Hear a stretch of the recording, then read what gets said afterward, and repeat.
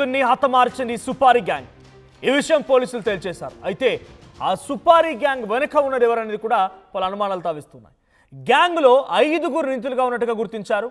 Murder తర్వాత అంటే ఈ దారుణంగా కారుతో ఆ అడ్వకేట్ కాజా మొహియుద్దీన్ని ఢీకొట్టి ఆయన్ని చంపిన తర్వాత గోవా పారిపోయారట 4 నిందితులు.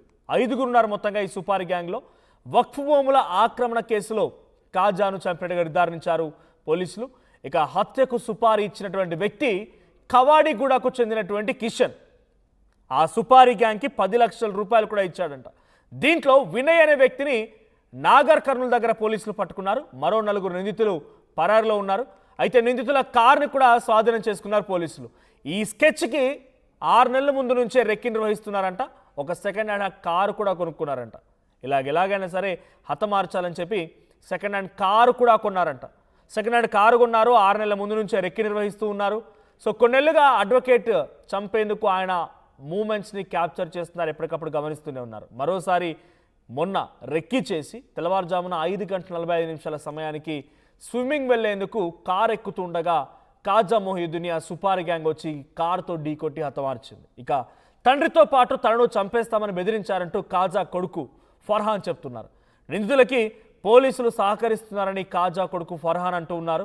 ఇక పోలీస్ స్టేషన్లో నిందితులకి రాచమర్యాదలు చేస్తున్నారని కూడా ఫర్హాన్ అంటున్నారు కాజా మొహియుద్దీన్ కుమారుడు.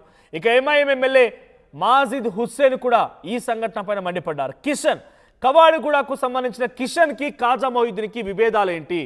ఎందుకు ఆయన సుపారీ ఇవ్వాల్సి వచ్చింది? కిషన్ వెనక్కి ఇంకెవరైనా ఉన్నారా? అంటే కేవలం ఒక కిషనే ఇంత పెద్ద మొత్తంలో ఈ వక్ఫ్ బోర్డు భూములపైన పోరాడుతున్నటువంటి కాజా మొహియుద్దీన్ని అంతమొంచాల్సినటువంటి పరిస్థితి ఎందుకు వచ్చింది? కేవలం 10 లక్షల రూపాయలకు ఒక మనిషిని అంతమొందించేందుకు 5 ముఠా సభ్యులు ఒప్పుకున్నారా? వినయ్ ఎవరు? వినయ్ ది గ్యాంగ్ మొత్తానికి టీమ్ లీడ్. వినయ్తో పాటుగా ఇంకా 4 ఎవరున్నారు? దీనిలో రాజకీయ కోణం ఎంత మేరకు ఉంది?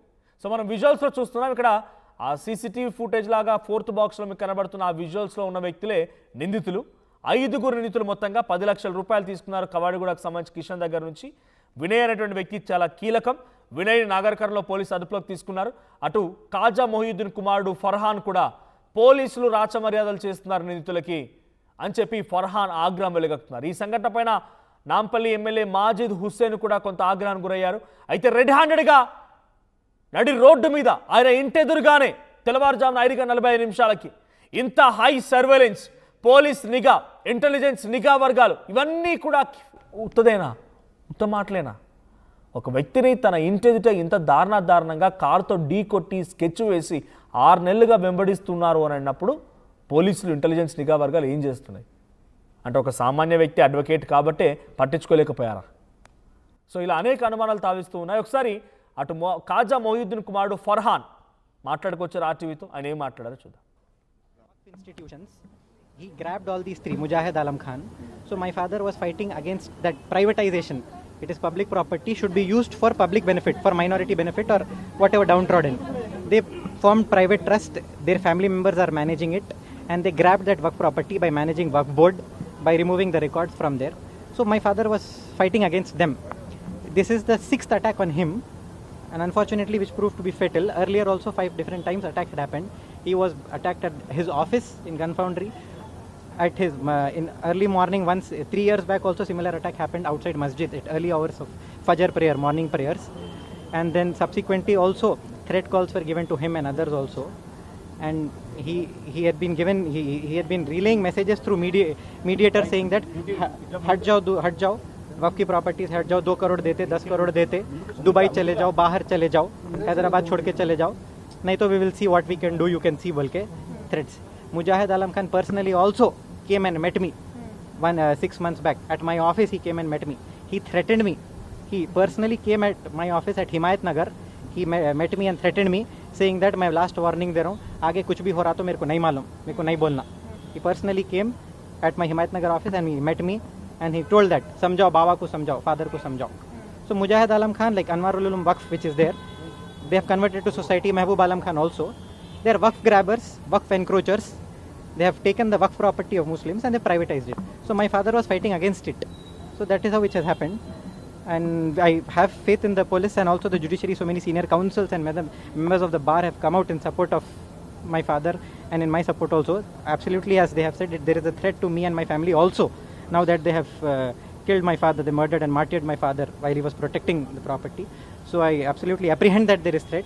If in case anything happens to me or to my mother or my sister or my brother-in-law, I am saying across media that prime accused and responsible will be Mujahid Alam Khan and his father Mehboob Alam Khan. Father and son will be responsible if anything happens to me.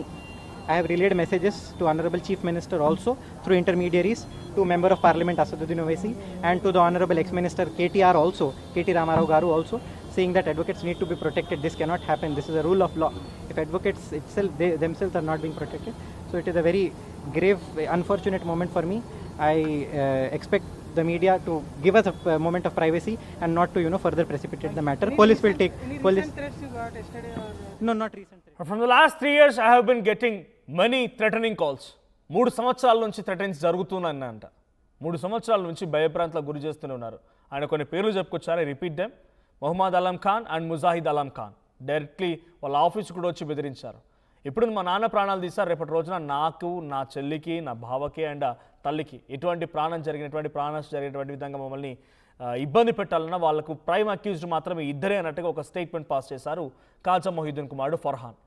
So Waqf board భూములపైన దాన్ని privatisation చేసి private అవసరాల కోసం వాడుతానని చెప్పి కొంతమంది ప్రయత్నం చేస్తూ ఉంటే అడ్డుకొని వాటికి వ్యతిరేకంగా ఫైట్ చేసినందుకే మా నాన్నకి ఈ రకంగా జరిగిందని చెప్పి ఫర్హాన్ చెప్తున్నారు. నిజంగా హైదరాబాద్ మెట్రోపాలిటన్ సిటీ ఆ నగర నడిబొడ్డున, మసబ్ ట్యాంక్ అంటే ఏదో చాలా మూలగొట్టు ప్రాంతం, అవుట్స్కర్ట్స్ కాదు, నగర నడిబొడ్డున అక్కడ ఆయన ఇంటి ముందే ఒక అడ్వకేట్కి రక్షణ లేకుండా పోయింది. పోలీస్ నిఘా వ్యవస్థలు లేకపోతే పోలీసు వ్యవస్థలు ఏం చేస్తున్నట్టు? గతంలో నడి రోడ్డు మీద ఒక అడ్వకేట్ దంపతులను హతమార్చారు. ఈరోజు ఒక అడ్వకేట్ నడి రోడ్డు మీద డైరెక్ట్గా కారుతో ఢీ కొట్టించి హతమార్చారు. దీనికి పెద్ద తేడా ఏం లేదు, నడి రోడ్డు మీద జరిగినవే, బహిరంగంగా అందరూ చూస్తుండగా జరిగినవే. ఇంత యథేచ్ఛగా డైరెక్ట్గా నరుక్కుంటూ చంపుకుంటూ పోతూ ఉంటాయి ఈ పోలీస్ వ్యవస్థ. నిఘా వ్యవస్థ అనేది ఉంటుంది. నిఘా వ్యవస్థ ఎవరి మీద నిఘా వేయాలి? ఇటువంటి వాటి మీద నిఘా వేయాలి. ఎవరైతే ధర్నాలు చేస్తారో, ఉద్యోగాలు ఏమని నిరుద్యోగులు ధర్నా చేస్తారా, లేకపోతే రైతులకి ధాన్యం కొనుగోలు చేయమని రైతు సంఘాలు ధర్నా చేస్తాయా, రైతులకు ధరలు పెంచాలని చెప్పి వాటి మీద నిఘా వేయాల్సిందే. ఎటువంటి విషయాలపై నిఘా వేయాలి. సో ప్రస్తుతం